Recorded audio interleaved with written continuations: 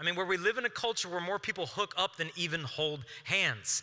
And a lot of people say, well, look, that's our parents' generation. It's not like that anymore. It's our grandparents. Those guys aren't out there anymore. Well, I would beg to differ. In fact, I know a woman whose fiance proposed to her, and when he proposed to her, he gave her a storybook of their love story, of everything that they had ever, experienced since the day they met. And so he gives her the love story. And the first page says, Jessica, on the day I met you, I wanted to die. And she's like, oh, that's morbid. And she turns the page, and it says, to myself, to love a woman more than I love me, to put somebody else's needs before my own needs. This is the longing of the human heart. The problem is when you hear these stories, part of your woman's heart begins to raise up. Yes, that's it. And then part of you shuts down. Like, Jason, don't even get our hopes up, because this conference might be fun, but we're going to get back to our dorms, back to our campuses, and guys just aren't like that. There's different kinds of guys today, Jason. In fact, my wife and I wrote a book called How to Find Your Soulmate Without Losing Your Soul, and in it, I guess you've already read it. And in the book, this guy is getting interviewed on how he evaluates if he's had a good hookup or not. And here's what he says. If she's attractive and there's evidence that I use protection, I feel extremely positive about my actions. If she decides to hang out too long, wanting breakfast or cuddle time, this makes me feel angry and I feel less positive.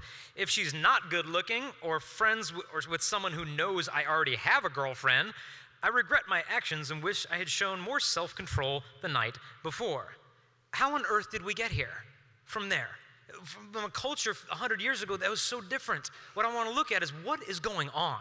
How did we get here, and how do we go back? And I'm going to put a couple statistics up, and this is by far not going to be the most inspirational moment of your conference, but I want to have a sober assessment what is going on in the hookup culture today. And so I'll put up the first slide here, and what this is from is a journal article from the American Psychological Association. Is it showing up on the other screens? Can you see it? I don't know. Okay, so here, Prevalence.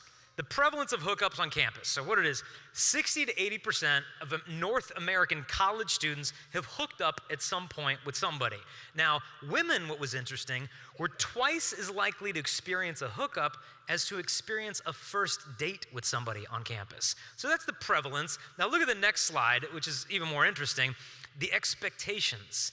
83% of college women prefer a traditional romantic relationship to a hookup. Most of them who do hook up kind of wish it would evolve into a romantic relationship. Most interesting stat, only 8.2% of college women actually expected that this would happen. 80% doing something with a 90% expectation it's not going to give me what I want. And then on the final slide of the research that they came up with is the outcomes. So 65% of the women said they felt good during the hookup. Only 20% were satisfied afterwards. 78% experienced regret afterwards.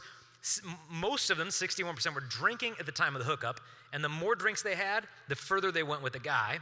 Friends with benefits, only 9.8% of friends with benefits eventually date that person.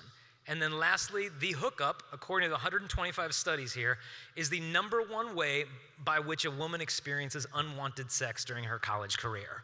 The hookup is the number one way. If this is going on, the question is like, dude, how did we get here? What is going on? Because with girls, you can turn the slides off. What I find talking to college girls around the country, they're not happy with the arrangement. There's some interviews done with some college girls and what they thought afterwards. And here's what some of the college girls said. This girl said, she was getting interviewed, and the interviewer said she embraced it as if it were the best ever. Just a normal part of the college experience. She thought she was supposed to like it, but to be honest, she actually hated it. Her fellow classmates nodded their heads in silent agreement. We're not happy with the hookup culture, they said.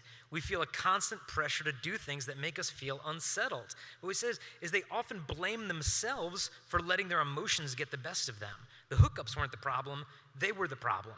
And I think for a young woman today in college, it's rough because it's almost as if you have to dissociate your heart from your body, your sexuality from your soul. Otherwise, you're going to end up broken. And I think for a woman today, it's tough because there's like this double standard. Because if a guy has sex and a girl has sex, typically they get called completely different names for the exact same behavior.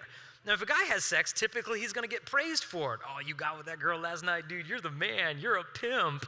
It's like, they don't do that with girls. Like, you got some last night. You're a woman. You're a hooker. It's like, wait a minute.